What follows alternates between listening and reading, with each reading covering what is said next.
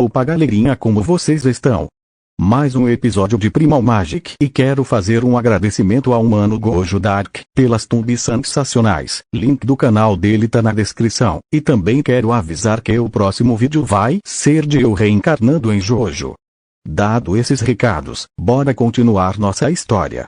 Ruivar estava na entrada, com seus pais que estavam armados, sua mãe que estava com uma faca de pedra, e seu pai com um machado. Após abrirem a porta, avistam os 6 soldados e Flotti. Krieger pergunta, irritado, o que significa isso, Flotti? Flotti, vim aqui prender e julgar seu filho, por atacar meu filho Floki. Dizia enquanto mostrava um sorriso de desprezo por ele. Vera. Não deixarei que leve meu filho, disse a mulher ameaçando com a faca. Ao ver isso, Flotti fala de forma debochada, dando um sorriso. Seu filho será levado e julgado, nem que tenha que usar a força, guardas. Após o sinal, os guardas avançam, mas antes de um combate acontecer, Ruivar grita, parem todos vocês. Após dizer isso, todos param, e observando o menino, aproveitando a atenção ele diz. Mamãe, papai vai ficar tudo bem, não quero que se machuquem por um erro meu, e pelo que vejo esses guardas não são pessoas mais igual a esse narigudo, dizia isso enquanto apontava para Flotti, falando em um tom calmo, deixando-o mesmo muito irritado. Krieger, você sabe que se te deixarmos ir eles podem te machucar, ou pior. Disse preocupado. Não se preocupe sem me cuidar, disse Ruivar com um sorriso gentil. Vera. Sei que não vamos conseguir mudar sua escolha, por isso. Vera dá um abraço forte no filho e diz. Fique bem, meu pequeno Rui. Dizia enquanto caía lágrimas tristes. Ruivar. Não se preocupe mãe, vai dar tudo certo, tenha certeza. Dizia enquanto retribuía o abraço. Vamos logo, não tenho o dia inteiro, disse Flotti com desprezo. Desfazendo o abraço, Ruivar vai até os guardas, e esses junto de Flotti e seu filho se dirigem para ir embora. Antes de saírem, Krieger fala com uma voz séria e ameaçadora. Se você fizer algo ao meu filho, considere-se um homem morto, me ouviu? Flotti engole seco e diz, se é certo.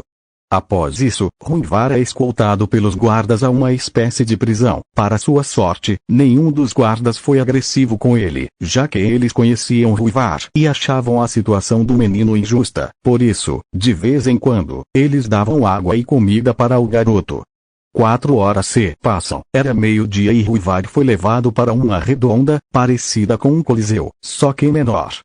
Onde uma bancada elevada estava Flotti e seus conselheiros, junto de alguns guardas segurando lanças de ferro. Ao redor do mini-coliseu, estavam quase todos da vila ali, incluindo seus pais, que estavam com rosto sério, em meio ao tumulto da multidão.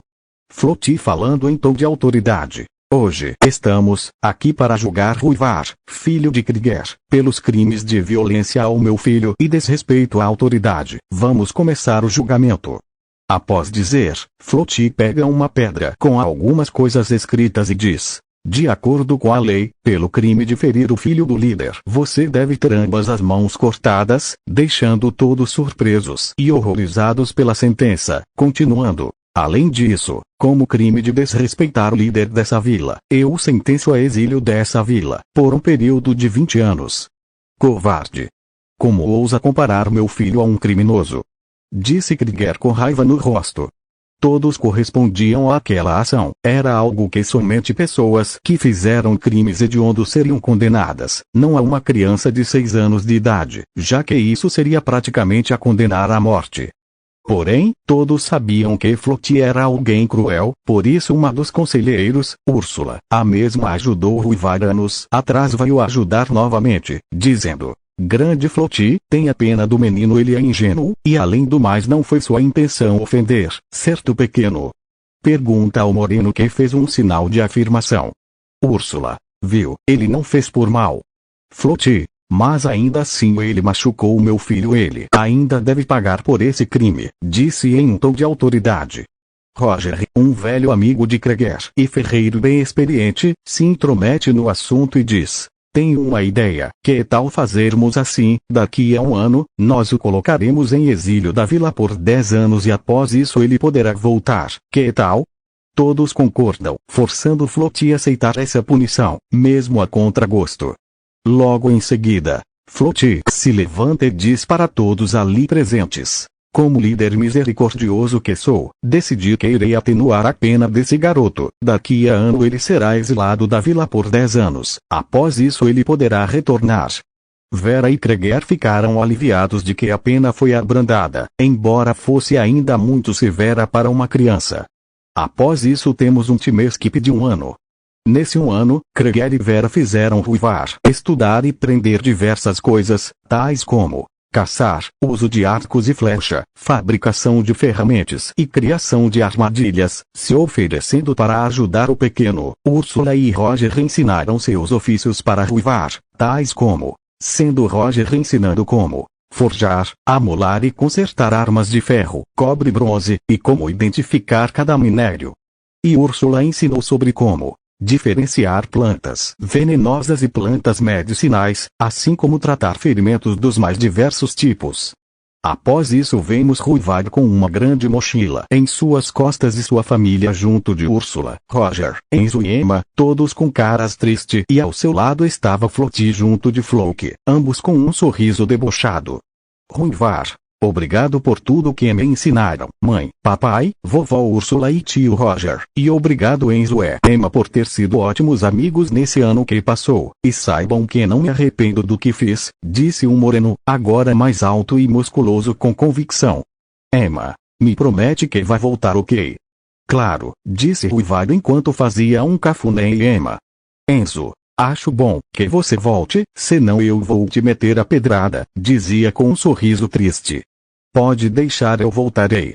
Kreger: meu filho, leve meu machado, leve-o como lembrança. Não se preocupem, eu voltarei. Dizendo isso ele se dirigiu à saída da vila, dando o último olhar ao seu antigo lar.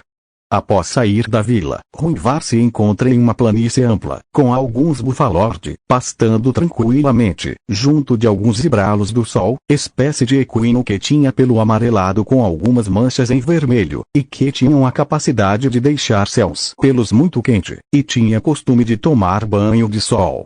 Um pouco distante podia ser visto uma floresta bem grande, tão grande que ela só acaba quando chegava em uma cadeia de montanhas. Junto delas tinha um vulcão que, casualmente, expelia lava, cinzas e fumaça por sua chaminé. Após contemplar a linda paisagem, Ruivar decidiu entrar na floresta, pois iria procurar um lugar para fazer uma casa. Porém não podia ser em qualquer lugar, tinha que ser um lugar estratégico, um lugar com uma fonte de água, recursos para fazer sua casa e ferramentas, e também que tivesse um tráfego constante de animais, tanto para colocar armadilhas como para caçar.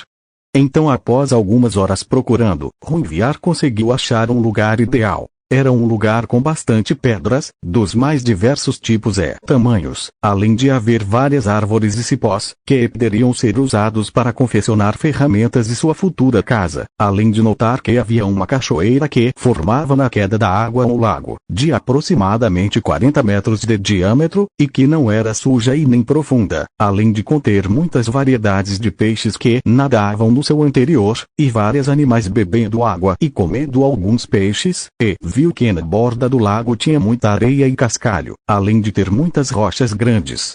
Ruivar: esse lugar é perfeito e, além do mais, agora vou poder realizar meus experimentos com tranquilidade. Mas acho que hoje não vou ter tempo de fazer uma casa, então, acho que vou fazer uma cabana simples, disse deixando sua mochila encostada em uma árvore. Então, Ruivar começou a pegar várias pedras, galhos, folhas e cipós, fazendo em meia hora um abrigo simples, mas que o protegeria do vento, da chuva e de alguns predadores. Bem, acho que agora tenho que pegar alguns galhos secos para fazer fogo, e caçar algo para comer, disse um moreno pegando sua bolsa e retirando um arco e algumas flechas, e também retirou, colocando à sua esquerda uma lança de madeira escura, com cerca de 1,70 m. Com uma ponta ferro, e que tem uma corda, que estava amarrada em um gancho de cobre. Então, Ruivar saiu do seu abrigo. Ele se afastou-se do seu abrigo, fazendo algumas marcações nas árvores para não se perder. Após alguns minutos, Ruivar avista um javadeira, uma espécie de javali, com uma casca na pele parecida com madeira, ajudando na sua camuflagem e proteção por entre as árvores.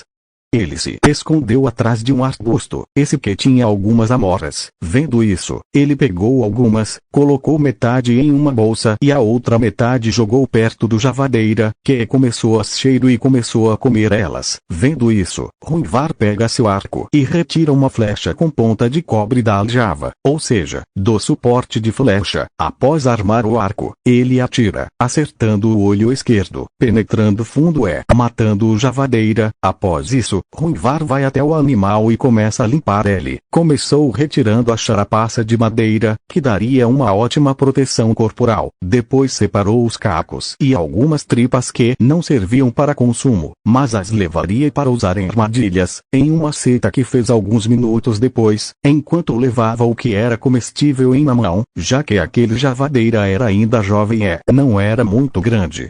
Após isso, Ruivar voltou para sua cabana, e no meio do caminho, pegou algumas ervas e plantas para usar na comida. Após chegar na cabana, ele começou a preparar uma fogueira, pois, em poucas horas, já começaria a anoitecer.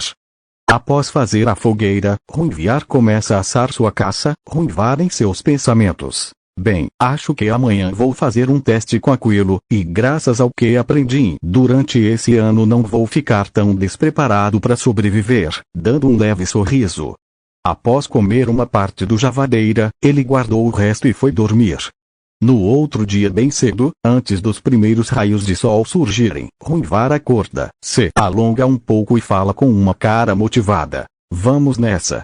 Após isso, Ruivar começou a coletar várias pedras grandes e após coletar o suficiente ele começa a construir uma fornalha para fabricar metais para suas ferramentas. Bem, já tá pronta, é uma mediana por enquanto, mas pra frente faço uma maior. E como tenho bastante madeira, de ontem vou fazer um teste, disse tirando do saco um pedaço de minério de ferro do tamanho de uma mão, colocando ele dentro da fornalha e logo depois a acendendo. Parece que ela perde um pouco de calor pelos vãos, mas nada muito sério. Se hoje meu experimento der certo, vou conseguir retirar esse desperdício de calor, e vou poder ter mais eficiência na hora de forjar, pensou enquanto retirava com uma pinça de cobre.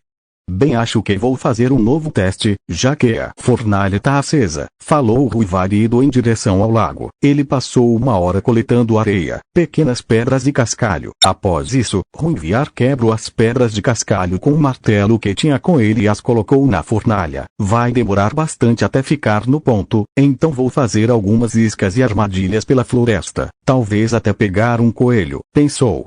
Após fazer isso, Ruivar volta, após montar as armadilhas, e viu que na fornalha o cascalho, após o retirar e deixar esfriar, viu que ele estava seco e quebradiço. Após isso ele começou a moer ele até virar pó. Ele jogou esse pó no chão e adicionou as pedras, areia e água e misturou como uma vara de madeira até formar uma massa acinzentada. Bem, acho que tá bom, espero que dê certo dessa vez. Já é a 1.099ª vez que tento repetir aquele acidente.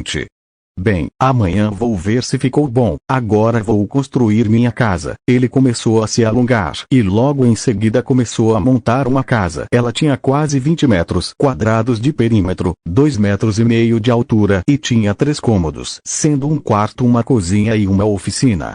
A casa tinha suas paredes feitas em pedras moldadas em formato quadriculado, sendo o teto feito de gravetos usados como sustentação para folhas, que estavam trançadas em cipós. A casa ficava ao lado esquerdo da fornalha, ficando atrás da fogueira, que impediria a aproximação de animais selvagens. Após isso Ruivar se alimenta e vai dormir, não antes de colocar madeira na fogueira.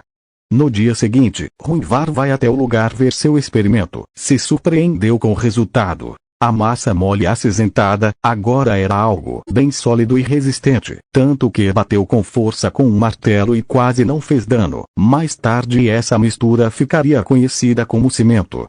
Após isso ele repete o experimento, mas dessa vez ele aplicou na fornalha e em sua casa. No outro dia endureceu e deixou as frestas, tanto na casa como na fornalha fechada.